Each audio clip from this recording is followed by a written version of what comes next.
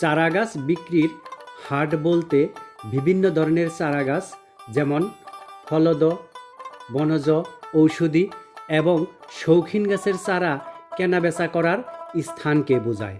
সারা বছরের সব সময়, বিশেষ করে বর্ষা মৌসুমের শুরুতে এসব হাটে চারাগাছ বেচা কেনার ধুম পড়ে, কারণ এই সময়ে চারা রোপণের উপযুক্ত পরিবেশ থাকে। বাংলাদেশের অনেক স্থানেই এমন হাট বসে। বল্লাবাজারের চারা বিক্রির হাট তেমনি একটি হাট।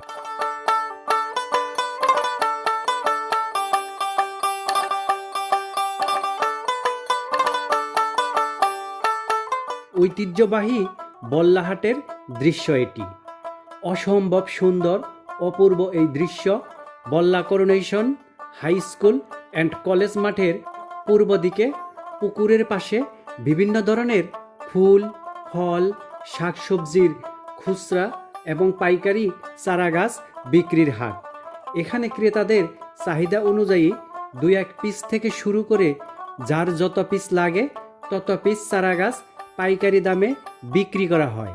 তাই আশেপাশে থেকে শুরু করে বহু দূর দূরান্ত থেকে লোকজন আসে বেচাকেনা করতে।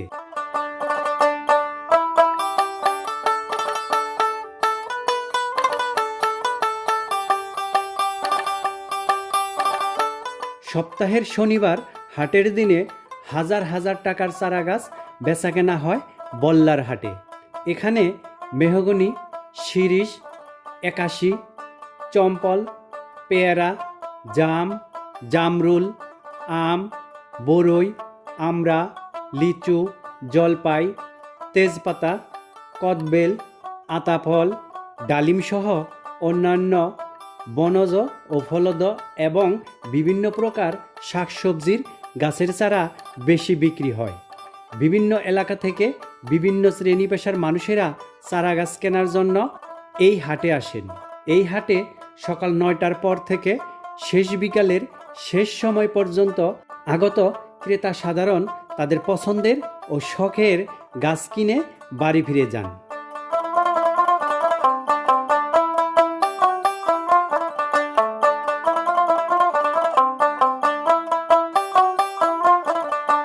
জলবায়ু পরিবর্তনের কারণে বনজ সম্পদের পরিমাণ দিনকে দিন কমে যাচ্ছে।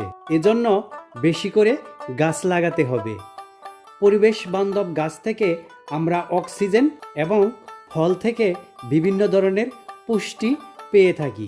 বসতবাড়ির আশেপাশে ফলদ ও শৌখিন গাছ এবং দূরের জায়গায় বনজ গাছ লাগাতে হবে। মনে রাখতে হবে, গাছ লাগান, পরিবেশ বাঁচান।